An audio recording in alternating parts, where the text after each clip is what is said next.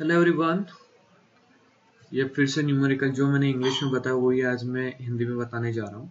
Actually ये numerical है। Design the strength of the single angle tension member of consisting of 90/60/8। The longer leg is connected to the gusset plate by 5 mm weld. देखो यहाँ पे unequal angle section दिया है, ठीक है। बोला है कि longer leg is angle is connected to the gusset plate, मतलब हम 90 कनेक्ट करेंगे। ऑब्वियसली अगर मुझे बोला रहता कि शॉर्टर लेग कनेक्टेड तो मैं 60 करता।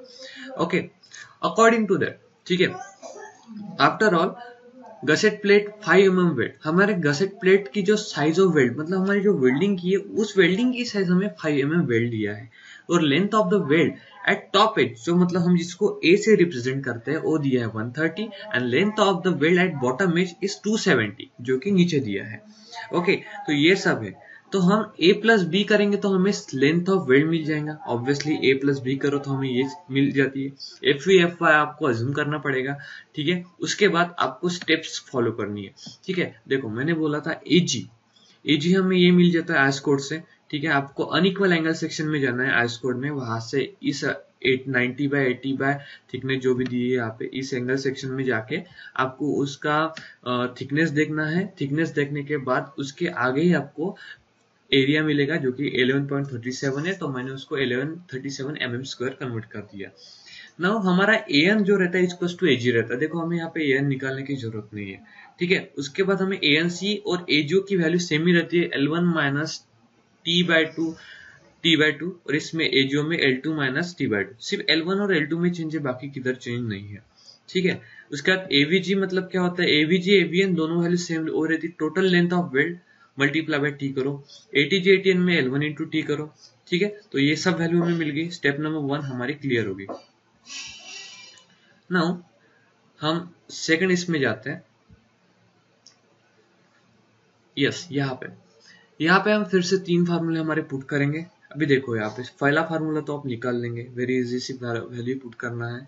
सेकंड इसमें क्या होता है, जो हमारा ये बीटा निकालते समय हमें डब्ल्यू बी एस और एलसी की जरूरत पड़ती है, तो हमारा डब्ल्यू मतलब ही L2 होता है, बी एस मतलब डब्ल्यू होता है, और एलसी मतलब जो average length of the top and bottom length, हमें ए प्लस बी डिवाइडेड बाई 2 करना पड़ता है, ठीक है। तो हमें 200 मिल जाता है और बीटा को हमारी वैल्यू मिल जाती है, ठीक है। तो बीटा की वैल्यू मिलने के बाद आप उसको पुट कर दो, आपको टीडीएन मिल जाता है, ठीक है। उसके बाद ये लास्ट स्लाइड है, इसमें क्या करेंगे हम, हमें थर्ड नंबर का फार्मूला की भी वैल्यू मिल जाती है।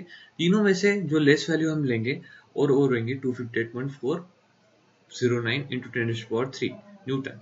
तो ये वैल्यू हमारी स्टार्टिंग की वैल्यू से कम है, इसलिए हमारा लोड, हमारी जो लोड है वो ओके है, ठीक है। मतलब जो हमारा फैक्टर्ड लोड है वो हमेशा बड़ा होना चाहिए डिजाइन फैक्टर्ड लोड से, ठीक है। इसलिए हम यहाँ पे टीडी लिखते हैं।